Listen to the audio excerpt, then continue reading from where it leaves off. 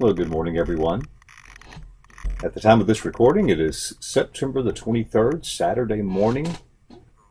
It is about 6:30 in the morning, and Dad and I have decided we're going to take a little trip to San Isidro, Texas. It's one of our favorite rides. If you've watched any of these before, that's the location we have gone to. So I thought we'd do another one. It's been a long time that we had gone riding together. The summer has been extremely hot, and so we had not taken any, but we decided it was time. So we got up early. I wanted to get there and get back before it got too hot. So we're going to head out. I've been asked before, and so I thought I'd answer a couple of these questions. I'm riding a 2013 Suzuki Boulevard. It is called the Boss, which stands for Blacked Out Suzuki Special. Basically, it's a Boulevard 1500 that has been completely blacked out. It is solid black all over. Even the parts that are normally chrome on a motorcycle there are matte black. And like I said, it's a 2013. I have 6,100 miles or so on it. And then Dad is riding a 2003 Yamaha Classic 1100. And I'm going to tell you more about those stories here in just a moment. I get asked every now and then why I ride a motorcycle. Some of my friends didn't like it when I started riding, and because of how dangerous they are. And certainly no one denies the danger factor in riding a motorcycle. You do have to ride for everybody else. You have to watch for everybody else. But I find it one of the most relaxing things that I do, to get on and just ride off as we're doing on this particular morning. One of the things that I like to do that most people don't care for, I like to ride in the dark. I like to leave out early in the morning like that, when it is still dark. Matter of fact, when Dad and I took our motorcycle trips, or our last trip in August of last year, we drove all the way to Oklahoma to see my brother. We would leave most mornings around 3 a.m. Because as it is now, it's hot, and so we wanted to get to our stopping points before it got terribly hot. But that's my favorite time to ride. Sometimes in the evenings, ever so often, I'll just take off at dusk and ride and enjoy the time. So that's one of the reasons I've started riding motorcycles. It really, though, came about by necessity. When my oldest son started driving, I had a 2004 Ford pickup truck, and so I gave that to him for him to drive, and didn't really want to buy another vehicle at the time. But one of our church members, Brother Bo Bernardo, he had a little scooter that he had two of them, one that he had for himself and his son. But if you know John grew very quickly, and if my memory serves me correct, he stands at about 6'9". So a little scooter was not going to get it for him anymore. So Bo let me buy that from him. I'm going to show you a picture of that. Now, the picture you see there is of a scooter that looked very similar to the one I purchased from Bo. It actually is not the exact one. I couldn't find that picture. But it's not very big. I don't know how the ratio looks there on the screen, but it actually is not a very big scooter. I think it was 150 cc's. Well, I'm almost 6'2", over 200 pounds. I jokingly said I looked like Andre the Giant riding a tricycle, but I loved it. $5 in gas a week, going back and forth to the church, and I had a wonderful time in that little scooter until I blew up the engine in it. Don't know how I did it. I'm assuming that's actually what I did. Don't know for sure. It's still in storage, but it never cranked again and never could get it running again. But that's where I got started. And of course, the writing portion, that was my first motorcycle, if you want to call it that. I know scooter, motorcycle, not really the same thing, but that's the first vehicle that I got started with. The riding portion was really Mr. Ray Moore, also a member of our church. He rode a Honda Silverwing, and he and I would go riding. As a matter of fact, this San Isidro trip, I started riding that with Mr. Ray several years ago when I got that scooter. Then there was one particular day he wanted to go on a fairly long ride.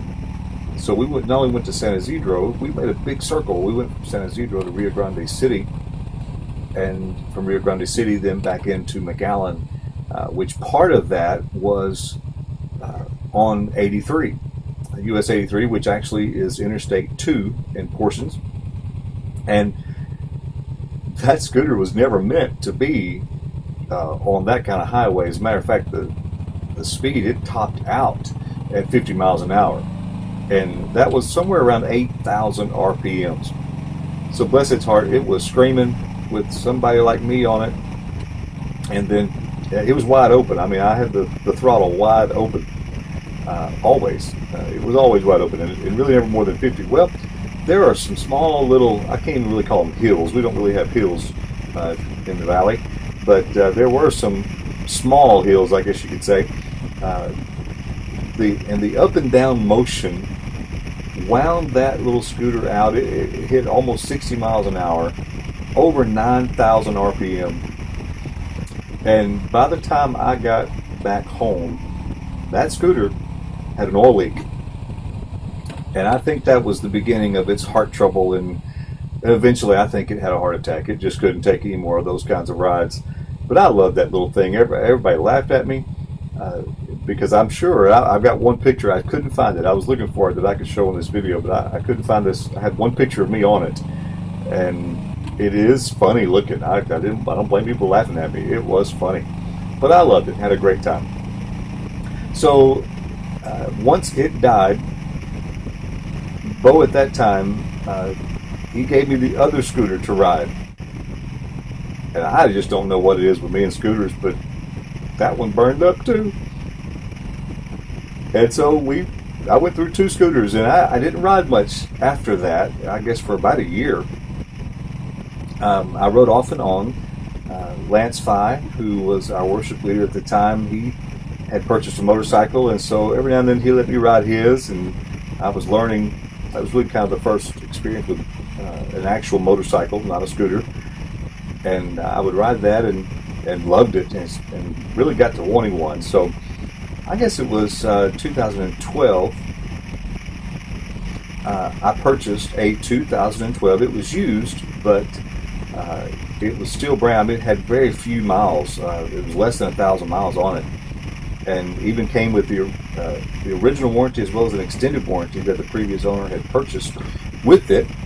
But he didn't talk it over with his wife, and so when he got home, his wife sent him back to turn it back in, which gave me a great deal.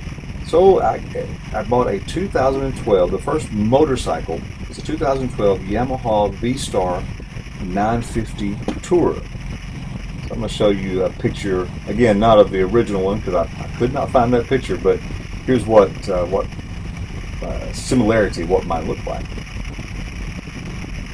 And I just loved that motorcycle. I thought it was beautiful and had a great time on it. We took a camping trip, myself, my dad, and a couple other members from our church, and we drove to Lake Corpus Christi on our motorcycles and camped overnight and had a wonderful time. And I just loved that motorcycle, and I drove it for several months. And that's the motorcycle that I had my one and only wreck. I was coming north on South 10th Street and could not see in the other lane. Somebody pulled out and pulled across the lanes, and I did my best to stop, but I still ran into the quarter panel of his car, and it totaled the motorcycle. And it wasn't a major accident, really, but it broke the handlebar stop on the frame, and so the insurance company totaled it.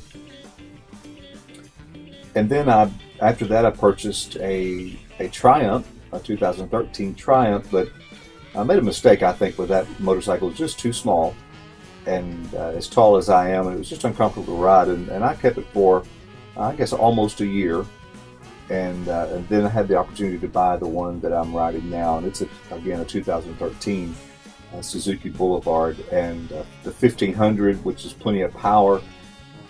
I mentioned a moment ago that Dad and I went to Oklahoma last year. That was an 1,800-mile trip, which is the farthest I've ever gone on a motorcycle. So I know some of y'all have gone a lot further than that, but that was the longest I have gone, and it just was a wonderful trip, and that bike did so great, and I thoroughly enjoyed, still do enjoy the trips that we take.